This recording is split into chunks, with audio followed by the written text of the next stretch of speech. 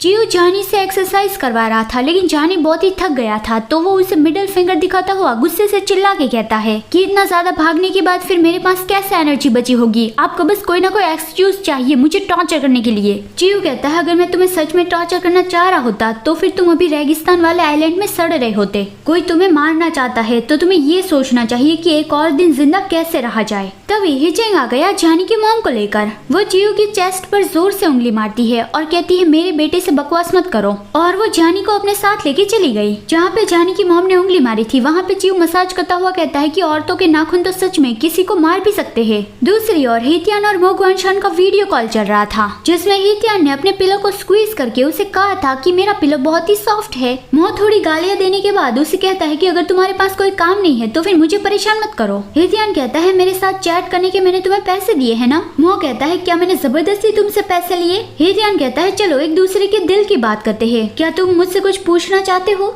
मो कहता है मुझे तुम्हारे बारे में जानने में कोई भी इंटरेस्ट नहीं है। हेतियान कहता है तो फिर पास्ट में मैंने जो कुछ भी चीजें की है उसके बारे में तुम्हारा क्या ओपिनियन है। मो कहता है तुमने काफी सारी स्टूपिड चीजें की है। अगर मुझे लिखने को कहा जाए कि तुम कितने कमीने हो तो फिर वो मैं 10,000 शब्दों में लिख सकता हूँ। हेतियान कहता है अपना फेस स्क्रीन के करीब लाओ। मो कहता है कि क्या। हेतियान कहता है जल्दी करो ये तुम्हारे लिए अच्छा ही है। तो फिर मो थोड़ा फेस करीब ले आया। हेतियान कहता है थोड़ा और। ऐसा कर करके मो गुआनशान का फेस स्क्रीन के एकदम ही क्लोज आ गया और तब हेतियान स्क्रीन पे किस करने लगा। मो एम्बैरेसमेंट के मारे उसे गालियां देने लगा, लेकिन हेतियान फिर भी स्क्रीन को किस करता रहा और कहता है कि तुम एक्चुअली मेरी बहुत ज्यादा केयर करते हो। मो कहता है कि मैं तुम्हारी बिल्कुल भी केयर नहीं करता।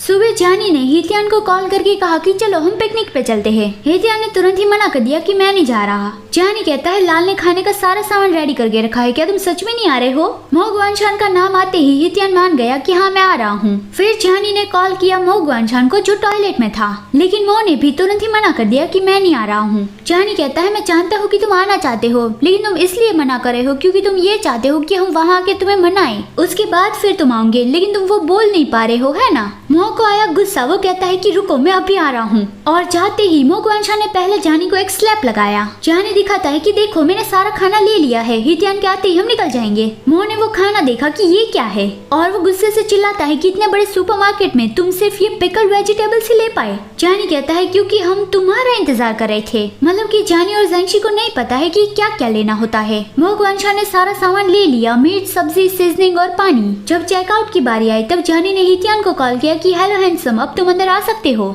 2 मिनट में ही हेतियान वहाँ पहुँच गया और आते ही जानी ने उसे इशारा किया कि चेकआउट के लिए जाओ। हेतियान मो गुआनशान के गाल पे पिंच करके कहता है कि तुम बहुत ही नटखट बनते जा रहे हो, सिर्फ ऐसे वक्त में ही मुझे याद करते हो। मो कहता है क्या तुम अंधे हो, ये उन दोनों का काम है।